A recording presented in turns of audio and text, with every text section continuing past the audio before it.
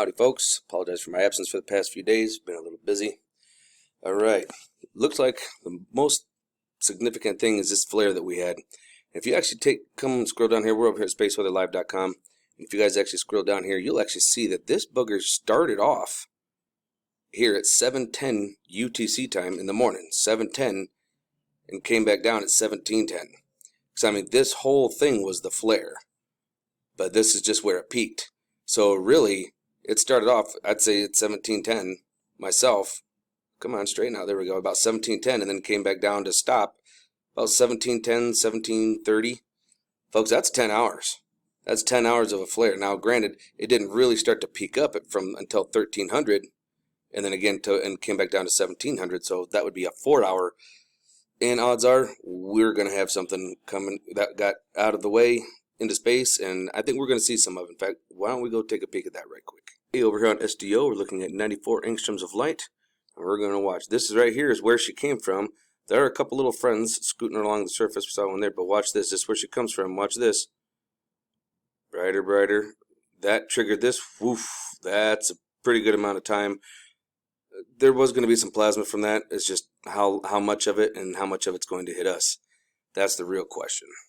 So now what we'll do is we will actually check it out here on 193 angstroms with the difference.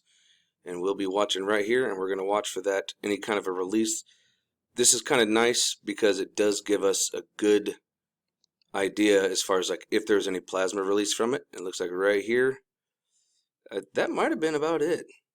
I don't really see anything else that might have whooshed off of it, that might have snapped loose. So there's going to be some plasma, but I don't think there's going to be a lot.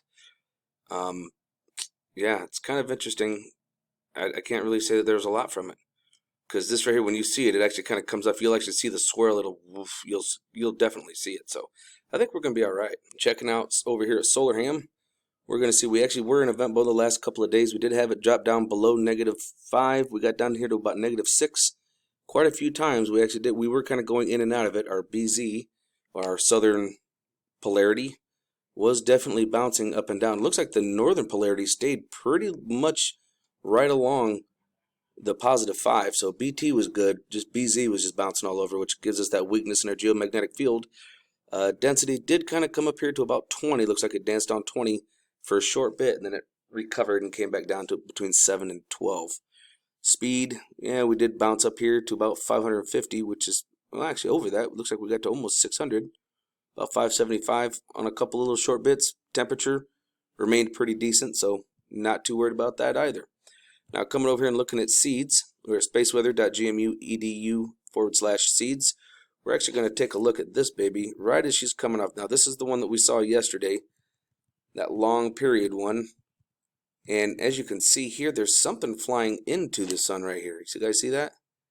Something's flying in, but something round right here is coming out. You guys see this? Look at that. There's something round right there. Makes me wonder what that was. But you could also kind of see the eruption. There's little bits kind of going that way. So I don't really think we're going to get a whole lot out of it again. Not from what I'm seeing. So, and this is from the beginning. And yeah, most of it went up. Some of it might be coming at us a little bit, but yeah. For those of you who are looking through your phone, what is this round object? And as I was doing a quick look on SDO, here on 94 angstroms of light, we can see a flare over here, but this was from the 4th. But it's more to show you guys this. Look at this. We got a little friend here traversing the sun, right next to it. So it's always interesting. You guys should come over to SDO and check it out, start playing around with it. You'll start finding some fun stuff too. Now, one of the things that does have my attention, folks, once again, I do cover asteroids and meteors, near-Earth objects. We are here on the 8th. We do have a few of them, but this one is definitely of concern. It's 44 meters, and once you start getting to about 25, 30, it starts getting my attention. 3.2 lunar distances from Earth. That's kind of close. I mean, that's literally on the fence of our backyard, you know what I mean? So it's pretty close, but that's not the one that has me concerned the most. This one is November 23rd. Only three lunar distances, which is one lunar distance is the distance between Earth and the Moon. So this is triple that distance, which is really close, folks. To be honest with you, It's only going to be traveling at 13.5 kilometers per second, so it's moving relatively slow, and it is 168 meters in diameter. Folks, that's a game ender right there. Like, that's bad news. Now, if they were to fire up CERN, a Hadron Collider, with that huge-ass magnet they got over there, supposedly at France, which is close to, you know what, CERN, yeah, they turn that thing on. Again, it is 10,000 times the strength of magnetic polarity as the Earth alone. Think about that. That could absolutely pull this thing closer. Hopefully, they're smart enough that they don't do it. Coming over to our Italian model for our Schumann. Here we're at Cumiana VLF monitoring station. And we do see that we have some little bit of activity here in our electromagnetic field. So let's take a look here at our Schumann. Looks like we've got a couple of small spikes. Nothing really major. Let's go check out our clouds and lightning strikes down there, see what we got going on there. And actually it doesn't look like there's anything in the area at all. So that could be legitimate. It looks like it would be a legitimate assessment of what's going on. And this, of course, is what's been going on recently, are the different colors of the chakra, different frequencies that's been happening. So yeah, and this has been so far today. Looks like we got some blues, greens, reds. Wow. We don't get to see these long blue ones like that, or the green. Nice red. There's a lot of colors going on here. Very interesting, folks. And this is our planetary alignment over here at theplanetstoday.com. Looks like we've got almost a perfect alignment straight up and down between Uranus, Jupiter, and Saturn. Neptune, again, over here in the cut. All of these are in retrograde. Aries is in retrograde, and so is Pluto. This is very, very interesting time, folks. And right now, the sun is actually in a position where it could absolutely give us a hard time. Back over here at spaceweather.com, we can clearly see sunspot 3112 right here, and that it is big. Okay, it is magnetically complex, which if you look at it, it really is. And it is directly facing Earth, which is where we got that one. And it does possess all the ingredients for a big solar storm and a major flare. It really is. You've got positive and negative dancing on top of each other. In fact, we'll go look at that here in just a moment. But it's not flaring. It's just not for some reason. Okay, this giant sunspot has been strangely quiet since it rotated over the sun's eastern limb last week. So, and of course, they're asking if it's the calm before the storm. But NOAA analysis suggests that AR 3112 could be 2 or 3 separate sunspots, being like 1, 2, and 3, which is very possible. So we'll have to play this one out, but let's go take a look at it. Here we are at active region 3112, and as you can see, this thing has got a lot of complexity going on. You've got a lot of the positive, and now this is the biggest one that has me more concerned than anything. You've got the positive and negative. That this one's very developed. This one's going to be developed here relatively soon. But look at all of the positive and negatives that are close to each other. I mean, like right here, this almost looks like the yin and yang symbol. And then you've got this one here. It looks like something else. The positive is starting to get birthed right in the middle of all of the negative.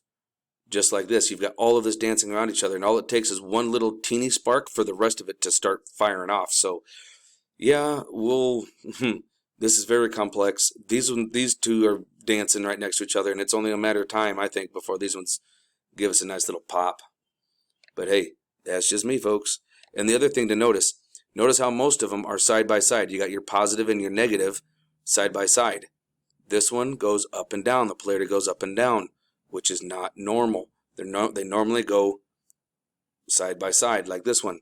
This one over here, let's actually zoom in on this thing. You can see this one. It's side by side. Most all of them are, but we've been noticing that a lot lately. We've got them going up and down, just like these two here. They're stacked on top of each other instead of laid out on their side. So that's something that's really weird, folks, and I can't figure out why. Except maybe another sun, a second sun of ours, passing by, coming in for its orbit, messing with the magnetic fields and the sunspots and how they even interact on the surface. I don't know, just food for thought. And once again, folks, I don't really bring enough attention to this, I feel, so figured I'd bring it to your attention again. This right here is rsoe-edis.org/event map. This is actually a good way for wherever you live in the world that you can actually see what's going on in these areas. So let's say that you happen to live over here near New York. Oh, come here, you. Oh, come on. I'll show you guys how to do it really quick. Just kind of zoom in. Right over here, and this guy over here with the mask on. And you just tap on it, and it'll tell you exactly what this is all about. Other hazmat incident, United States, 7 children hospitalized after chemical spill at Cape Cod YMCA. So that's, of course, damn, that's horrible. Hopefully the kids will be all right. Biological origin, infection hazard, United States, 6th case of human West Nile virus confirmed in Massachusetts. That ain't good either. So with everything going on, sometimes it's hard to, to figure out exactly where you're at with the news and everything. But this actually is a pretty good idea to let you know what's happening in your neck of the woods. So by all means, come over and check them out. rsoe-edis.org/event map. And keep your eyes open. No fear. And remember that love is the only way forward. Solar Wolf out.